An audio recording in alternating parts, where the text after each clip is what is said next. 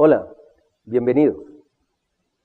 Me da mucho gusto estar con ustedes. Yo soy el doctor Bernardo NG y el tema que me toca presentarles es síntomas, diagnóstico y perfiles de la depresión. Entonces me permito iniciar con esta diapositiva para ilustrar la realidad de que la depresión es una enfermedad psicosomática, pero no en el sentido antiguo y obsoleto de que es una enfermedad sin una causa aparente o con síntomas físicos inexplicables. No, ahora la medicina psicosomática nos habla de una realidad en la que el cerebro está conectado con el resto del cuerpo de tantas maneras que una enfermedad como la depresión, que se inicia en el cerebro, tiene manifestaciones en muchas partes del cuerpo. Y como revisaremos los criterios diagnósticos, vamos a ver que seleccionamos solo algunos de los síntomas importantes para hacer el diagnóstico.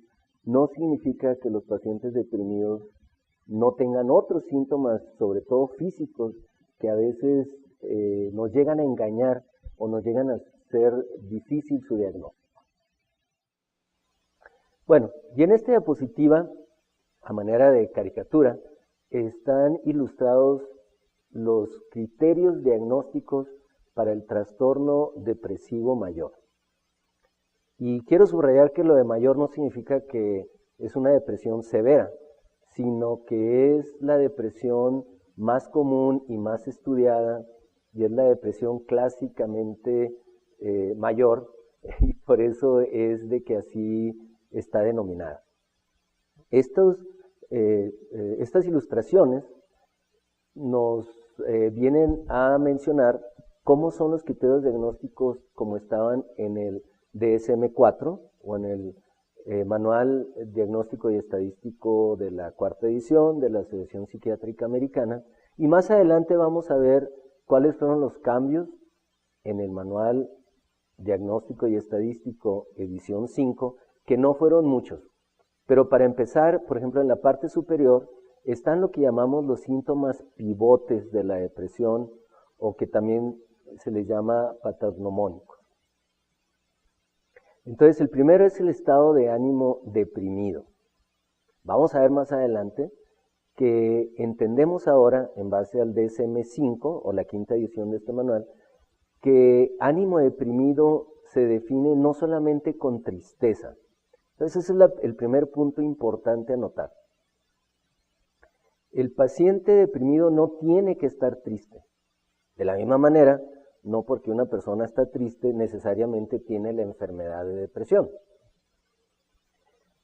Y aún si no hubiera cambios en el estado de ánimo, si existe el otro que es la apatía o la falta de interés, también ese cuenta como síntoma pivote para hacer el diagnóstico de depresión.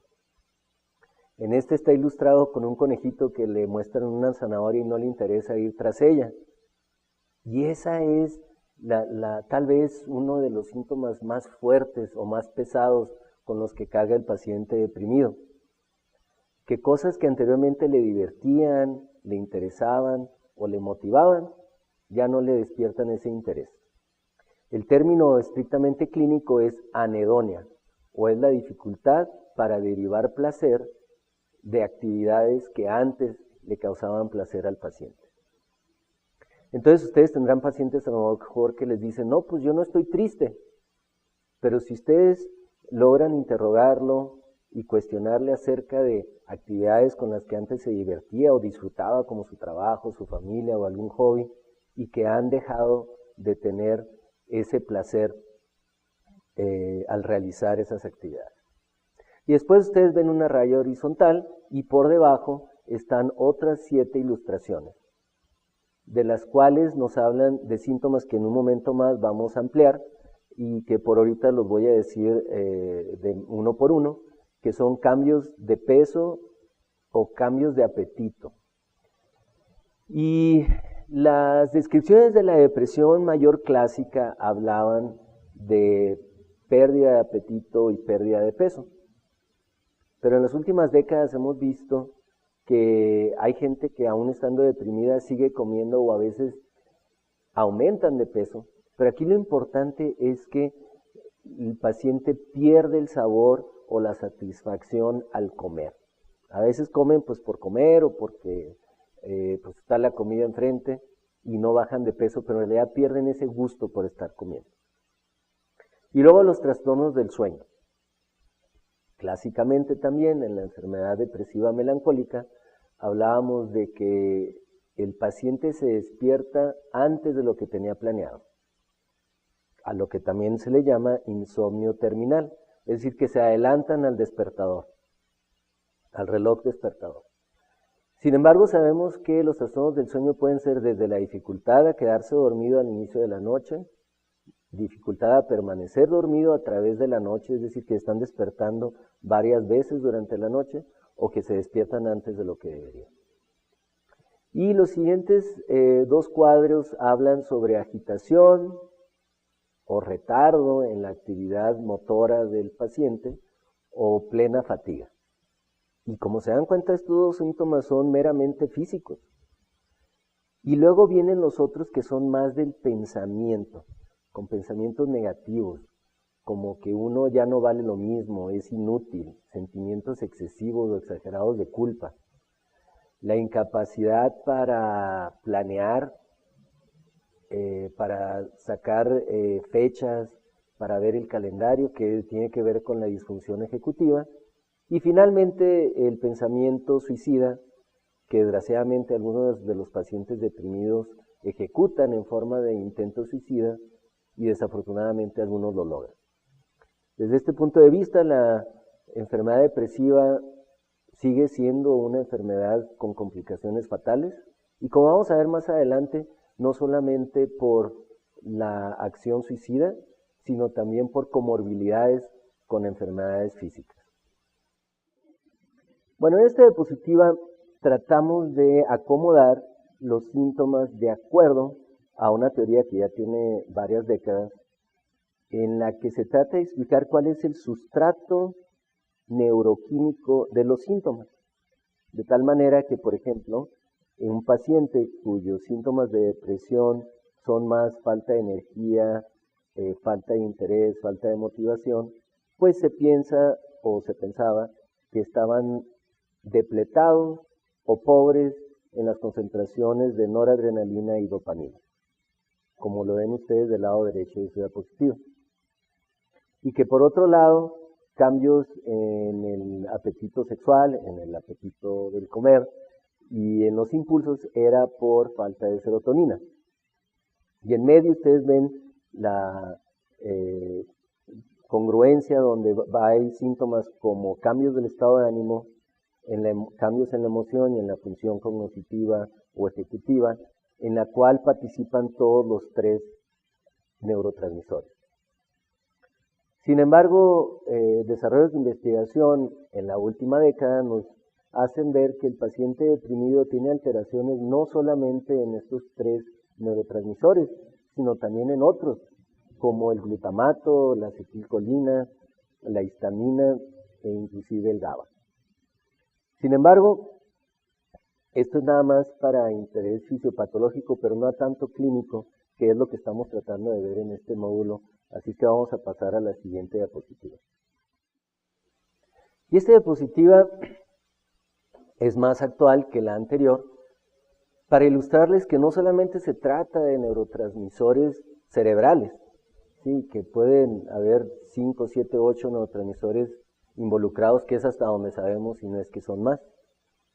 Sino esta diapositiva es como un resumen de lo que se va a llamar la neuroinmuno y endocrino psiquiatría o neuroinmuno endocrino psicología, y es la realidad de que todas estas estructuras, como son el sistema endocrino ilustrado por las suprarrenales, el sistema inmune ilustrado por el ganglio linfático y el cerebro, están todos conectados con su propia retroalimentación.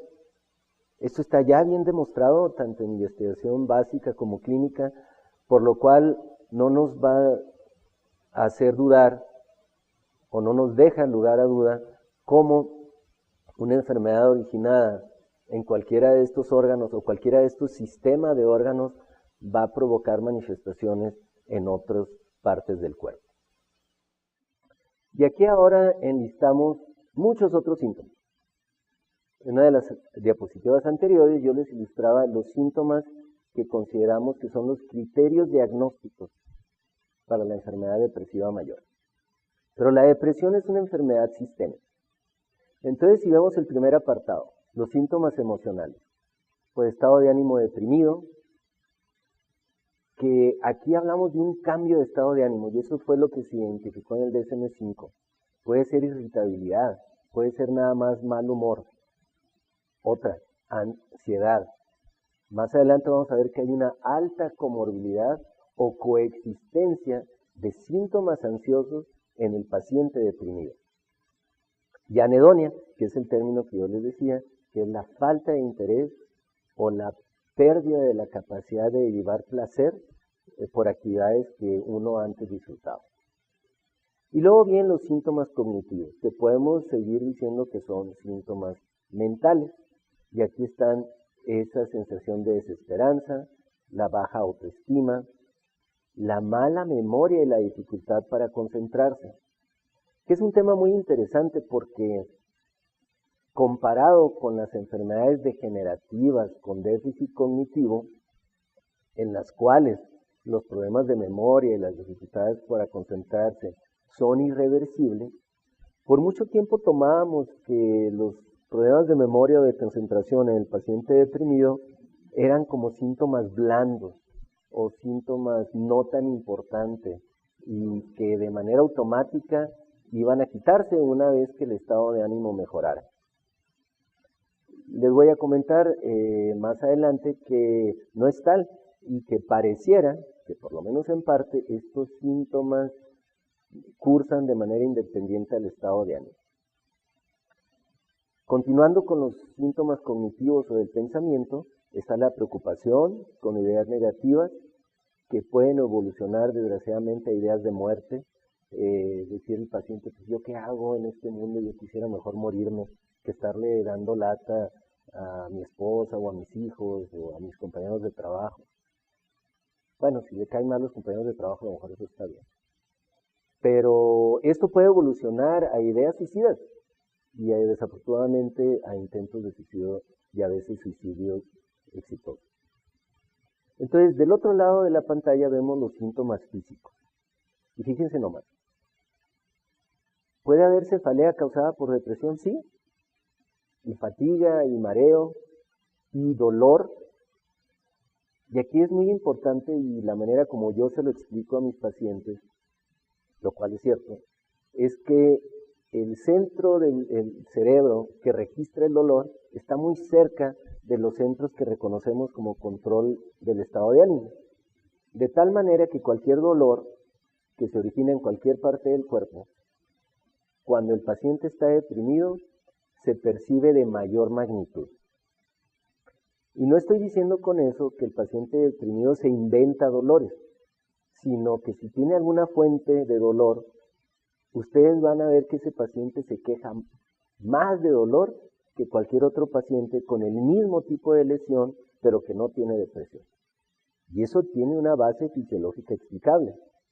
Y aquí volvemos a lo de que la depresión es una enfermedad psicosomática. Y no es que el paciente se esté inventando dolores o le guste quejarse de otros. De hecho, cuando ustedes tienen un paciente en el que anteriormente no habían sospechado que estuviera deprimido, pero que lo están tratando por algún dolor, sobre todo crónico, que ustedes ven, bueno, pues es que no se le quita y no se le quita, y ya leí el manejo que usualmente me ayuda a que mis pacientes respondan, hay que sospechar depresión. Aparte hay molestias gastrointestinales, problemas menstruales y disfunción o apatía sexual. Pero van a preguntarse, bueno, ¿por qué en la diapositiva original en la que comenzamos, por qué no venía cefalea? ¿Y por qué no venía mareo? ¿Por qué no venía dolor? ¿Por qué no venía molestias gastrointestinales?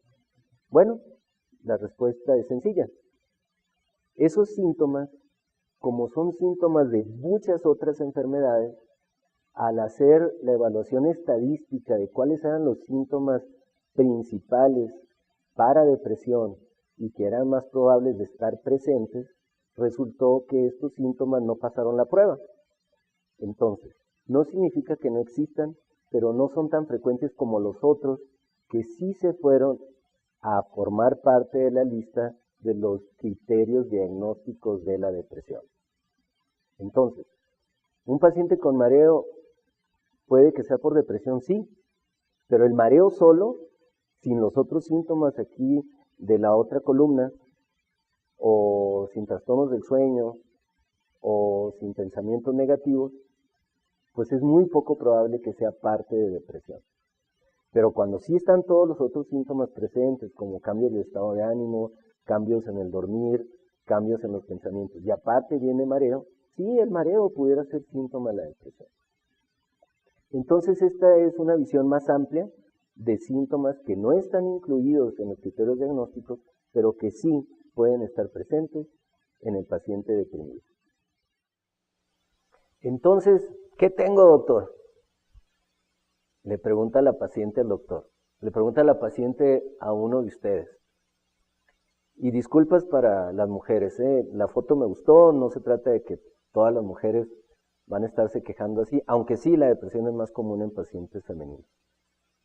Sin embargo, cuando ustedes sientan este momento de frustración porque ya le hicieron estos exámenes y los otros exámenes y esta exploración y la nueva medición de niveles de esto y lo otro, y le siguen saliendo negativos los resultados y él o la paciente siguen teniendo síntomas, por favor no le digan, es que usted no tiene nada, todo le sale negativo.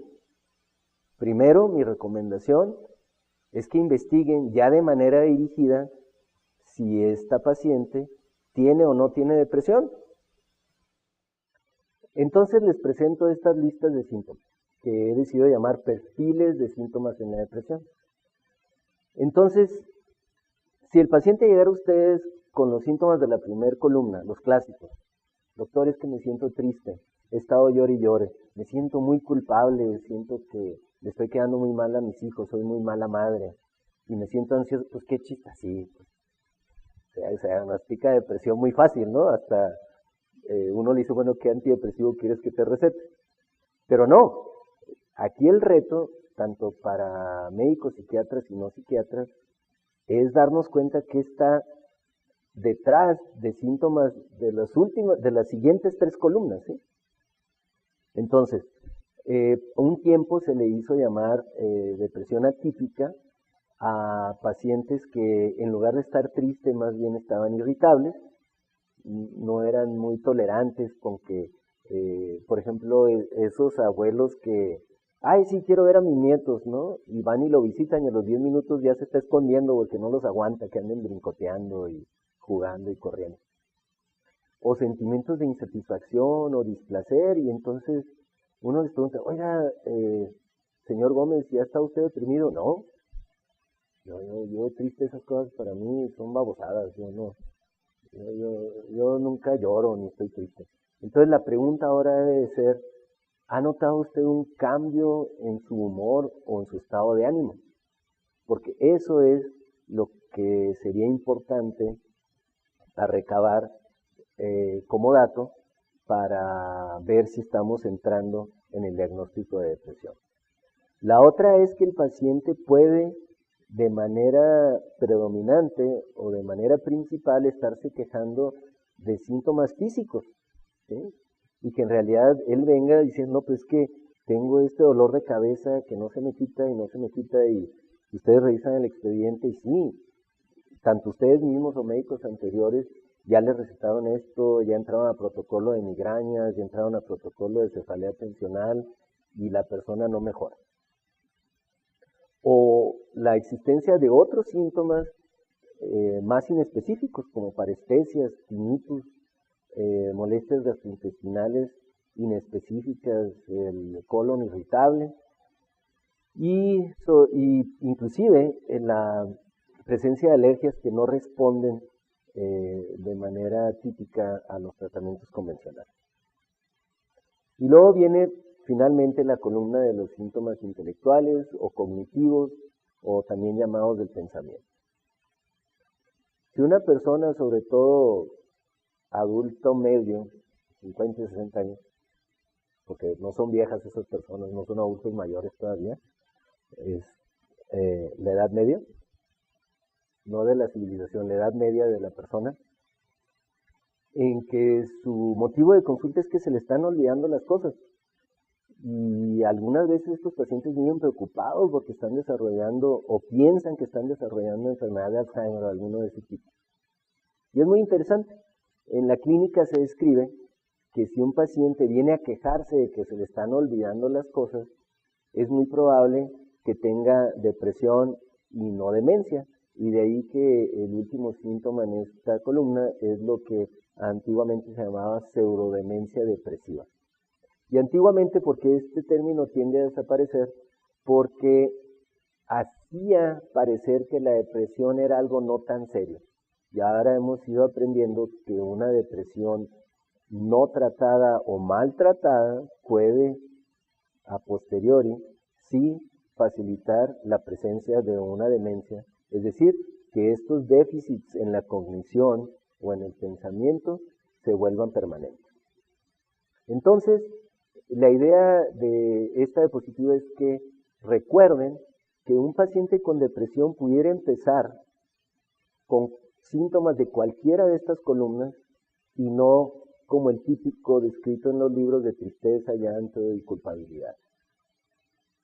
Y que nuestra obligación es preguntar sobre la presencia de cualquiera de todos los otros síntomas, como lo haremos con cualquier otra enfermedad. Por ejemplo, si llega un paciente con artralgia, pues no va a ser artritis reumatoide en todos los casos, ¿verdad? Hay muchas enfermedades con artralgia y tenemos la obligación de preguntar, así como de medir anticuerpos antinucleares y niveles de complemento para ir completando los criterios diagnósticos o descartándolos. Y la situación no es diferente para el diagnóstico de depresión. Y esta es la diapositiva con la lista de los diagnósticos de los trastornos del estado de ánimo de acuerdo al DSM-5. El trastorno del que les he estado hablando hasta el momento es el número 2, el trastorno depresivo mayor. Y este requiere la presencia de por lo menos uno de los síntomas pivote, que ya hablamos, que es cambios del estado de ánimo o anedonia, y por lo menos otros 4 síntomas. Estos tienen que estar presentes por lo menos 2 semanas, casi todos los días o todos los días por la mayor parte del día. Deben de marcar un cambio en el funcionamiento del paciente y no ser causados por alguna sustancia o algún medicamento o alguna otra enfermedad. Sin embargo, en este mismo listado están el número 1, que es el trastorno por desregulación disruptiva del humor, y la razón por que está en número 1 es porque este es propiamente de los adolescentes, y este, que es un diagnóstico nuevo en el DSM-5, no es una entidad clínica nueva, nos ha permitido reconocer que hay trastornos en estos pacientes con cambios a veces abruptos del estado de ánimo que no necesariamente se van a convertir en un trastorno depresivo recurrente cuando entren en la edad adulta. Sin embargo, sí se benefician de tratamiento con medicamento antidepresivo, requieren de tratamiento a veces con psicoterapia, pero es propio de la adolescencia. Luego viene el trastorno número 3, que es el depresivo persistente, que antes se llamaba distimia o depresión menor. Y esto se refería a que en lugar de 5 síntomas, con 2 o 3 era suficiente para hacer el diagnóstico, siempre y cuando estos síntomas estuvieran presentes por lo menos un año. Y se dejó lo de término menor porque no deja de ser incapacitante tener este tipo de depresión, simplemente que no tiene tantos síntomas como es el trastorno depresivo mayor. Y vale la pena mencionar que esa es la razón por la que la depresión mayor es depresión mayor, no porque tenga que ser una depresión severa. La depresión mayor se clasifica a su vez en leve, moderada y severa de acuerdo al grado de disfunción que el paciente tenga o si tienen más de 5 síntomas. Entonces pues se considera más severa.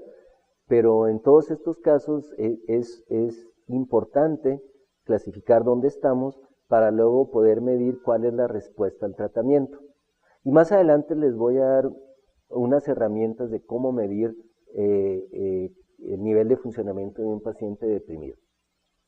Pero ya me estoy adelantando, volvamos al diagnóstico. En este caso, el número 4, que es el trastorno disfórico premenstrual, se refiere a lo que conocemos del síndrome premenstrual que reconocemos desde hace muchos años, y se refiere a esos cambios del estado de ánimo antes de que inicie la menstruación o en la fase lútea del ciclo menstrual.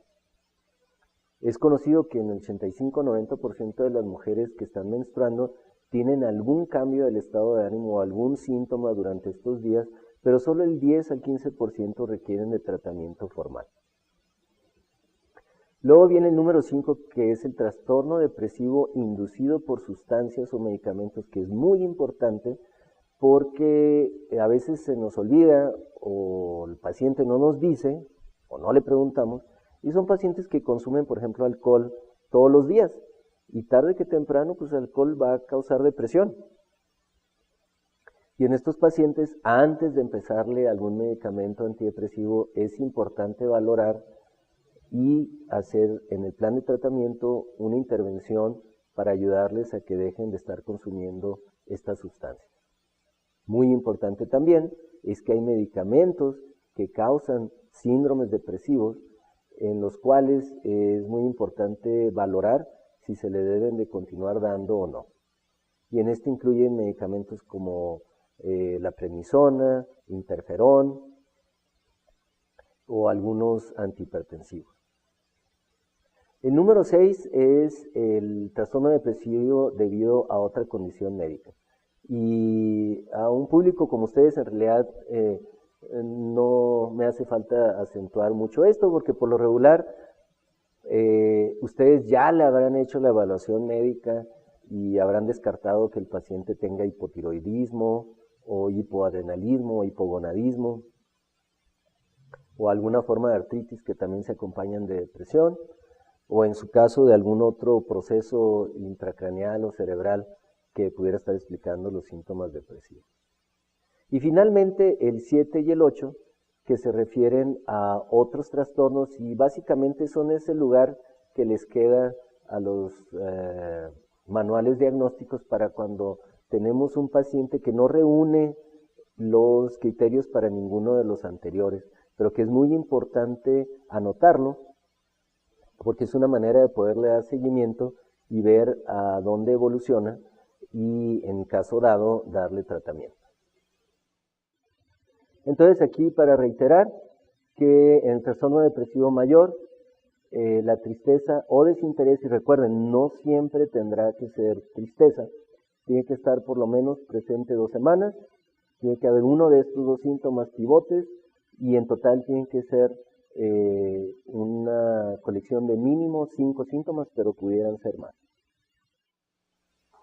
Y en esta diapositiva repasamos lo del trastorno depresivo persistente o distimia, que son por lo menos 2 años con tristeza o ánimo bajo, y como les mencionaba, solo se requiere de 2 diagnósticos o síntomas diagnósticos de los mencionados en la lista inicial para hacer el diagnóstico.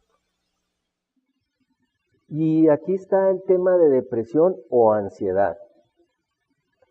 Esta plática no es para trastornos de ansiedad, pero sí voy a tomar un poquito de tiempo para recordarles que la coexistencia o la comorbilidad más frecuente en los trastornos depresivos son los trastornos de ansiedad. Hasta la mitad de los pacientes comparten síntomas. Sin embargo, debido a la prevalencia de depresión y a la evolución tan corta necesaria para hacer el diagnóstico, siempre hay que estar seguro si el paciente tiene o no depresión.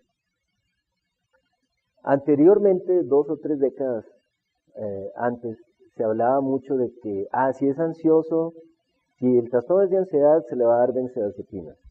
Y si es un trastorno depresivo, entonces le damos antidepresivos. La realidad es que en la actualidad hay más evidencia clínica apoyando o sustentando que el tratamiento de los trastornos de ansiedad también es con medicamentos antidepresivos. De hecho, actualmente la Asociación Psiquiátrica Americana mandó un comunicado apoyando también la idea de que los medicamentos antidepresivos se les debería de cambiar el nombre, porque no solamente se recetan para depresión, y entre los otros trastornos para los cuales son tratamientos de primera línea, son los trastornos de ansiedad. Entonces, no solamente ante la duda, sobre todo ante la coexistencia de trastornos depresivos y trastornos de ansiedad, es muy importante instaurar tratamiento con un medicamento de los que actualmente les llamamos antidepresivos y los cuales no tengo duda que en el futuro van a cambiar de nombre. De tal manera que la presentación clínica con una mezcla de depresión y ansiedad es muy común. Y en esta diapositiva no se lo voy a leer toda, sin embargo es para subrayar la importancia de tener los ojos muy abiertos y mantener la sospecha clínica de que en los pacientes que sí tienen alguna enfermedad médica o no psiquiátrica primaria, la coexistencia de depresión es alta, sobre todo en enfermedades del sistema nervioso central. Por ejemplo, en pacientes migrañosos, hasta una tercera parte va a sufrir de depresión. Pero no hay que subestimar pacientes, por ejemplo, con enfermedad coronaria, que son los segundos en este cuadro, que simplemente por tener enfermedad coronaria duplican la prevalencia de depresión comparado con la población general. Los pacientes con cáncer, hasta una cuarta parte, presentan depresión. Y eso es cáncer en general, no estamos mencionando, por ejemplo, el cáncer pancreático, que hasta el 70% cursan con depresión. No solo eso, a veces abren con depresión. Y quiero anotar también, aprovechando esta diapositiva, que más allá de la coexistencia o más allá de que el paciente se deprima por tener cáncer o por tener VIH o por tener enfermedad de Alzheimer, que por favor no vean que un paciente, porque está cursando con una de estas enfermedades tan desgastantes y de tan mal pronóstico, que es normal que estén deprimidos. Por favor, no hagan eso. O sea, uno ve que hay pacientes, sí, por ejemplo, un paciente que desarrolla úlcera péptica o daño renal por el uso de antiinflamatorios no esteroideos para tratar su artritis, pues uno no dice, ¡ay, es normal! Y lo deja sin tratamiento. Pues también se tiene que tratar eso. Entonces, tienen un paciente con cáncer que consecuentemente reúne los criterios diagnósticos de depresión, pues hay que tratar la depresión. Y por otro lado, recordar que en algunas de estas enfermedades, por ejemplo, menciono enfermedad coronaria e infarto del miocardio, la presencia de depresión es un factor de riesgo y en el caso de infarto del miocardio, de mal pronóstico. Es decir, un paciente postinfartado deprimido tiene más alta mortalidad que un paciente infartado no deprimido. De ahí la importancia también de ser agresivo con la identificación y el tratamiento de la enfermedad depresiva en pacientes con comorbilidades médicas. Ahora sí, ¿cómo le vamos a hacer con aquella paciente que yo les ponía en la fotografía que le decía, bueno doctor, pues entonces, ¿qué tengo? Entonces ustedes ya le evaluaron, ya le dieron los tratamientos típicos para cualquier enfermedad que inicialmente ustedes sospechaban, dolor crónico, mareos, colon irritable y la persona no responde adecuadamente. El momento que ustedes empiecen a sospechar depresión, háblenlo con su paciente. Y yo les recomiendo que utilicen una escala como la que tenemos aquí en esta diapositiva, que se llama el PHQ-9, que es una escala que está de libre acceso en internet, es gratis, está validada en español, y que es una manera de interrogar al paciente de manera estandarizada. ¿Qué significa esto?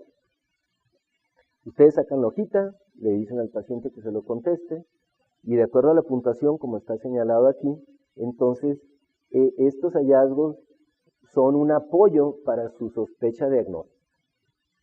Por favor, no se vayan con la idea de que ahora sí el paciente va a hacer su propio diagnóstico, ¿no? Es como si a ustedes les llega una glicemia de 200 y automáticamente, pues ya el paciente es diabético, ¿no? Ustedes interrogan al paciente, oiga, ¿fue en ayunas?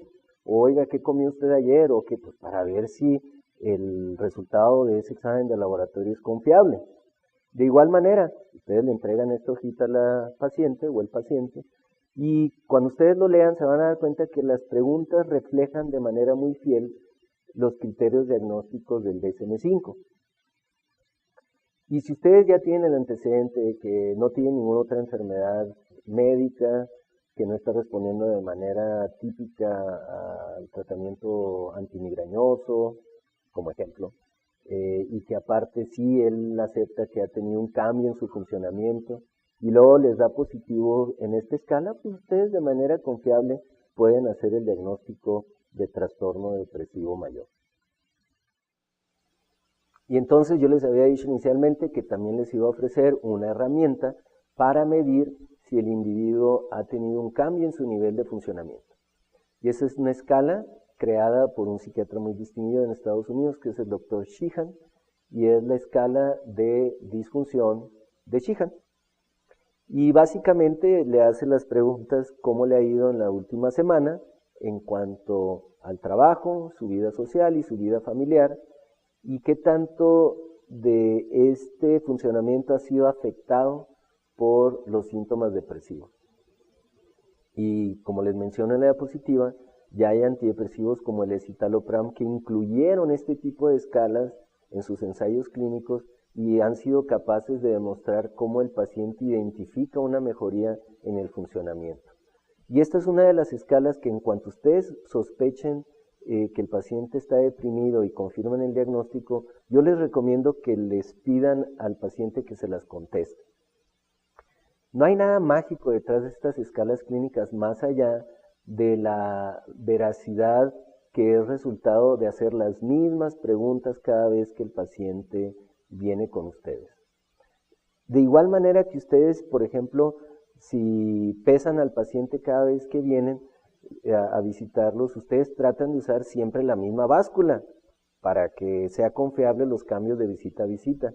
O si le están midiendo la presión arterial, siempre se haga con la misma técnica o con el mismo aparato. De igual manera, al uno preguntarles, es importante que el paciente vea la misma escala para que conteste y sea confiable comparar de una visita a otra. Y esta es otra escala, que a veces uno piensa que va a perder más tiempo dando estas escalas, pero por ejemplo yo en mi práctica lo que hago es que antes de que pasen a verme, se les pide que las contesten. Y este es el GAD-7. Y esta es una escala para medir ansiedad. Yo se las incluyo nada más para que lo consideren por aquello de la alta comorbilidad entre trastornos depresivos y trastornos de ansiedad. Intencionalmente les pongo la fotografía de un paciente haciéndose una glucometría porque la intención es esa, de que se les aplique en cada visita y medir cómo van respondiendo los síntomas de ansiedad. En este caso en particular, yo lo traigo a colación porque muchos pacientes necesitan que aparte del antidepresivo sí se les inicie una benzodiazepina, pero siempre debe de ser con la idea de que ese medicamento se va a retirar. Y esto es una manera de ayudarle al paciente a ver cuánto ha mejorado y de allí que se le haga ver que es hora de descontinuar ya sea el alprazolam o el lorazepam o lo que hayan decidido recetarle de inicio. Bueno, y ahora vamos a entrar a otra parte que a lo mejor antes no le hacíamos tanto caso, como yo les decía al principio, porque pensábamos que los síntomas del pensamiento o cognitivos de la depresión automáticamente mejoraban cuando al paciente se le mejoraba el estado de ánimo. Investigaciones más recientes como esta, publicada ya ahora en el 2012, nos habla de que no, que la disfunción cognitiva está presente y es importante no solo en depresión, sino en otros trastornos psiquiátricos, a comparación de enfermedades que clásicamente conocemos de disfunción cognitiva, pero en las cuales esta disfunción es irreversible. Entonces les llamo la atención, por favor, al primer renglón, que es de depresión, y comparado con el último renglón, que es de la enfermedad de Alzheimer. Y si ustedes ven las primeras columnas, que tienen que ver con la atención y la concentración, a la memoria de trabajo, que de hecho está más acentuado este síntoma en el paciente deprimido que en el paciente con Alzheimer. Y esto para darles una idea de qué tan comprometedor pueden ser estos síntomas en el paciente deprimido. Si nos vamos moviendo más hacia la izquierda, van a ver ya otros síntomas cognitivos como la memoria anterógrada, la memoria a largo plazo, donde francamente pues la enfermedad de Alzheimer presenta los síntomas de manera más acentuada que la enfermedad depresiva. Pero en sí la atención y la concentración se ven altamente comprometidas en el paciente deprimido. Muy bien, entonces, ¿cómo evaluamos las funciones cognitivas? Esto no es tan fácil. En la parte derecha de su diapositiva ustedes ven unos cuadros con las listas de pruebas subjetivas de desempeño cognitivo y que miden diferentes cosas como la función ejecutiva, la velocidad de procesamiento, la memoria y la atención. Pero todas estas pruebas pues se requieren que nosotros derivemos a un especialista para hacerlos, resultan caras, tardadas, y no es fácil estar mandando a todos los pacientes. Sin embargo, vale la pena mencionar que en ensayos clínicos más recientes con medicamentos como vortioxetina y duloxetina, se han hecho pruebas en pacientes deprimidos en los cuales se ve un cambio en estas pruebas. Y en estos estudios ha resultado que reportes subjetivos, que son los que están acá al lado izquierdo de la pantalla, de hecho, estos subjetivos se refiere a pruebas autoadministradas que se les da al paciente y él mismo contesta, y en los pacientes deprimidos probaron que sí se correlacionan con los resultados de las pruebas subjetivas. De tal manera que yo les recomiendo que consideren pruebas como el PDQ-5, que tiene que ver con preguntas que se le hace al mismo paciente acerca de cómo se ha sentido en los últimos 7 días, de su capacidad de concentrarse, de recordar y de poner atención. Muy bien, entonces ya hablamos de diagnóstico, de que por favor sospechen de que su paciente puede estar deprimido. Ustedes ya vieron el módulo de prevalencia, es común, a veces no se presenta abiertamente con tristeza o llanto. Los cambios del estado de ánimo pueden ser hacia la irritabilidad o simplemente desánimo. Porque ahora viene un breve comentario sobre el tratamiento, que es un módulo que ustedes van a tener también posterior a esta presentación, pero que está ilustrado en esta diapositiva porque sobre todo me interesa mucho recordarles que tengan paciencia. Que tengan paciencia porque en el tratamiento de la depresión, la fase aguda puede durar hasta 12 semanas, ¿sí? Para algunas otras condiciones médicas, algo que duró 12 semanas ya se está convirtiendo en crónico, ¿no? Entonces, sí es muy importante que ustedes trabajen con su paciente, que lo vean con frecuencia, cada semana o 2 semanas, sobre todo en este periodo de los primeros 3 meses, porque no todos los pacientes responden igual de rápido, y de hecho, si después de 12 semanas no han respondido o no han mejorado lo suficiente, hay que considerar derivar al especialista. Más adelante voy a hablar más de eso.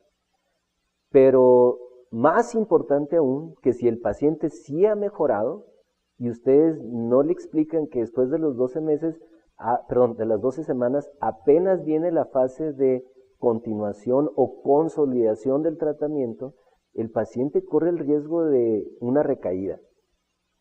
Y muchos estudios ya han comprobado que un paciente que recae luego se vuelve más difícil que responda por completo, aunque se le vuelva a dar el mismo medicamento. Entonces, dos cosas importantes en esta diapositiva. Tener paciencia, de que el paciente puede tardar más de 2 o 3 semanas en responder, y tener la consistencia de que el paciente en su primero o segundo episodio depresivo debe durar por lo menos 6 meses después de que haya entrado en remisión.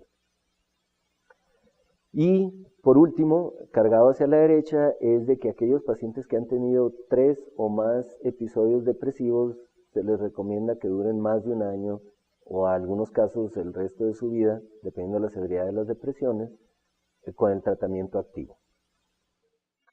¿Y a qué nos referíamos con eso del tratamiento? Pues bueno, resulta que esta es una ilustración de estudios epidemiológicos en los cuales si empezamos con un universo de un 100% de pacientes con depresión, desafortunadamente solo el 5% o menos llegan a recibir tratamiento adecuado y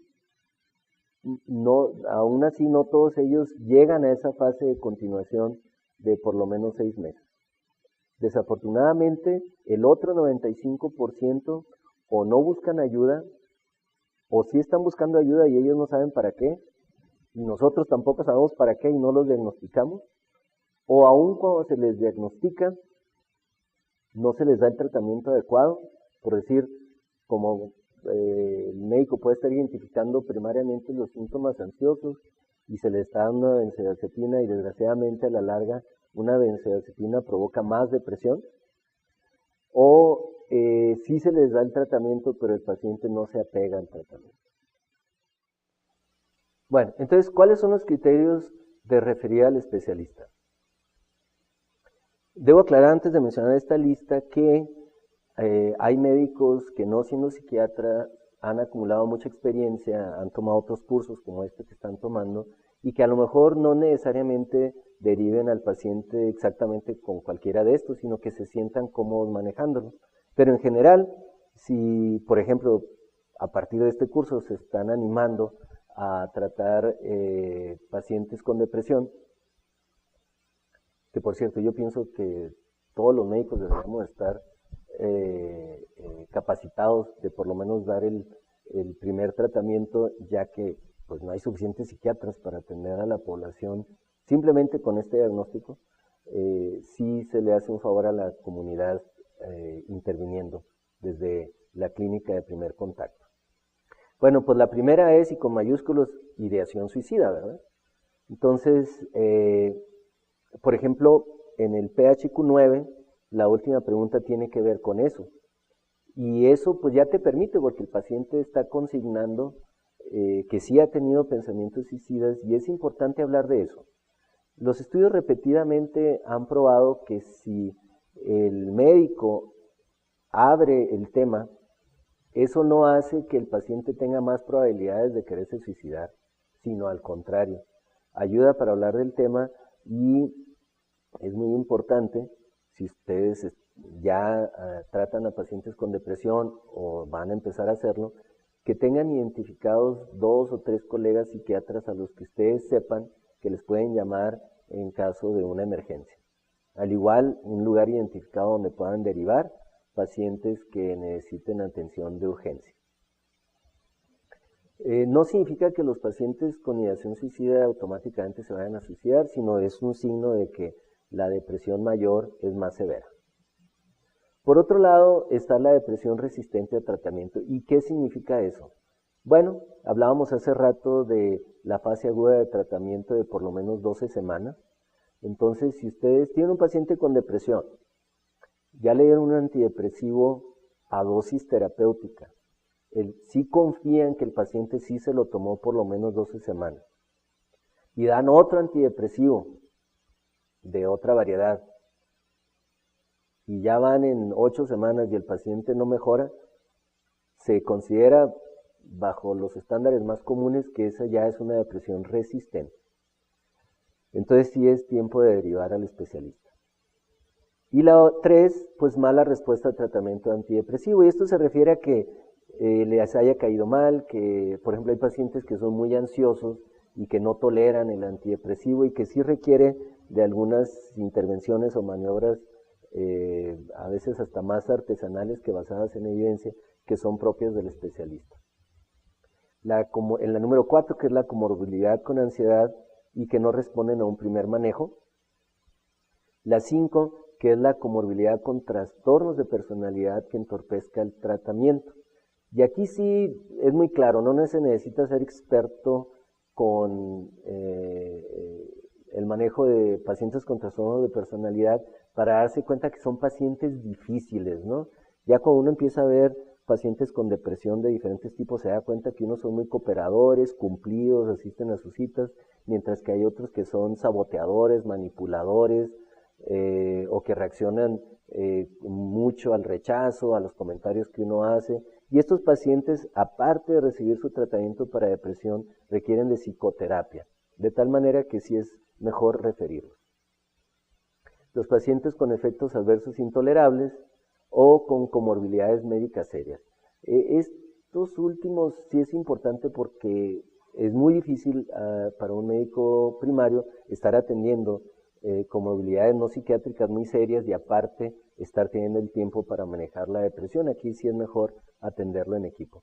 Y finalmente las somatizaciones, y hay toda una serie de trastornos que se llaman por síntomas somáticos, en el que el paciente sí va a requerir más de psicoterapia y otros manejos. Y aquí está algo interesante, que esos les van a llegar a ustedes mucho antes de que nos lleguen a nosotros los psiquiatras.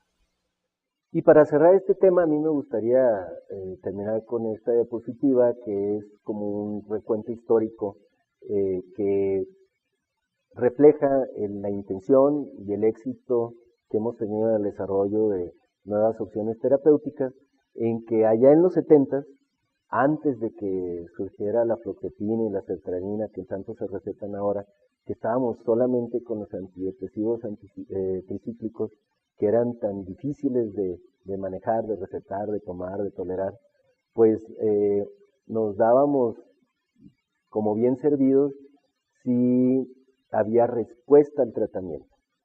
Y eso se define o se definía con que por lo menos el paciente haya mejorado el 50% de sus síntomas o la intensidad de sus síntomas.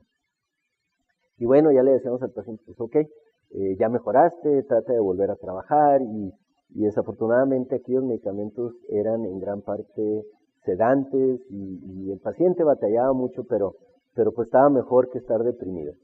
Luego en los 90, con el advenimiento de todos estos otros medicamentos como los inhibidores selectivos de la recaptura de serotonina, pues se nos abrió una nueva era y sobre todo la idea de que había pacientes que sí volvían completamente a su estado premórbido y que en relativamente corto tiempo, ¿no? Y esto se definía de manera operativa que en mediciones de depresión, que son las escalas clínicas, no solo bajaban un 50%, sino que estaban con, la definición era síntomas virtualmente ausentes. Y a partir de 2010, y afortunadamente, bueno, pues ya les van a estar hablando en el módulo de tratamiento, estamos muy optimistas de que ahora el objetivo sea no solo la resolución de los síntomas, sino la recuperación funcional completa. Y sí, por favor, hagan ese intento y compártanlo con sus pacientes de que los tratamientos, la mayoría de ellos van a funcionar bien y los pacientes finalmente van a poder volver a una vida funcional, completa y satisfactoria. Muchas gracias.